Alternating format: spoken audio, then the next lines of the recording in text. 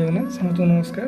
Actually ମୋ ମନକୁ ଗୋଟେ ଏବେ କୋଟ୍ ଆସିଲା, ତ ମୁଁ ସେଇଟା ଆପଣଙ୍କୁ ସେୟାର କରିବା ପାଇଁ ଚାହୁଁଛି। ରାଇଟ୍ ନାଉ ଏବେ IPL ସିଜନ୍ ଚାଲିଛି, ତ almost Mumbai Indians out of the tournament.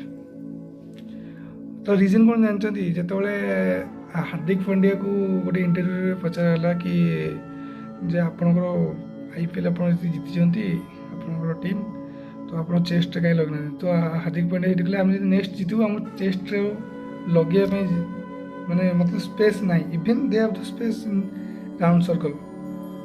ସେଠି ଚେନ୍ନାଇ ବି 5ଟା ଟ୍ରଫି ଜିତିଛି। ଚେନ୍ନାଇ କିନ୍ତୁ ତାଙ୍କ ଜାଗା ଥାଉ ନଥାଉ ସେମାନେ 5ଟା ଟ୍ରଫି ଜିତିଛନ୍ତି ବୋଲି ଲଗେଇଛନ୍ତି।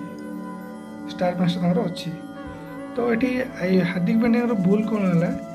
ତ ସିଏ ତାଙ୍କ ନିଜ ଇଗୋକୁ ଆଗ ଆଣିଲେ, ଗର୍ବ କଲେ ଯେ ଭାଇ ଆମେ ତ ବେଷ୍ଟ ଟିମ୍, ଆମକୁ ତ କେହି ହରାଇ ପାରିବେନି, ତ ଆମେ ଜିତିଯିବୁ ଆରାମସେ ଟୁର୍ଣ୍ଣାମେଣ୍ଟ ଜିତିଯିବୁ। ତ ଆଜି ଏମିତି ସିଚୁଏସନ୍ ଅଛି ତାଙ୍କର, ସେମାନେ ଗୋଟେ ମ୍ୟାଚ୍ ଜିତିବା ପାଇଁ ତାଙ୍କୁ କଷ୍ଟ ଲାଗୁଛି।